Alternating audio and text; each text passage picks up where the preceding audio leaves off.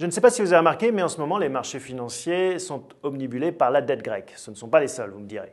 Les États européens, le FMI et les institutions européennes, comme la Commission, sont unanimes. Il faut aider notre partenaire européen. Pourquoi faut-il sauver la Grèce?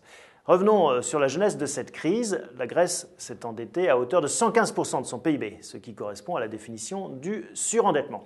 Plus grave encore, elle a dissimulé la vérité en tenant une comptabilité publique pour le moins fantaisiste.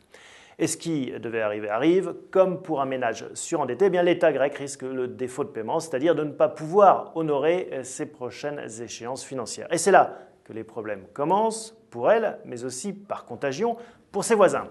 Un défaut de paiement ou même un rééchelonnement de la dette aurait en effet de graves conséquences pour le système financier européen, car les banques françaises, allemandes, italiennes ont souscrit à des emprunts grecs. En cas de non-remboursement, les établissements de crédit seraient alors touchés et les conséquences pour l'économie de la zone euro seraient importantes. On se souvient des dégâts occasionnés par la faillite de Lehman Brothers. D'habitude, quand un problème comme celui-ci survient, le pays dévalue sa monnaie, mais cette fois-ci, cette porte de sortie n'est plus permise car la Grèce est dans la zone euro. Et c'est là que ça se complique, car ne pas sauver la Grèce reviendrait à dire que l'euro n'est pas la grande devise qu'on imagine.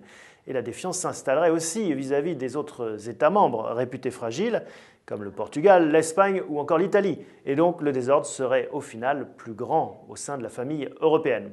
Alors certains pensent que l'euro ne pourra pas survivre à de telles forces centrifuges, mais de la survie de la devise unique dépend celle de l'Europe. La vision des pères fondateurs était que l'économie guidait la politique. On y est plus que jamais.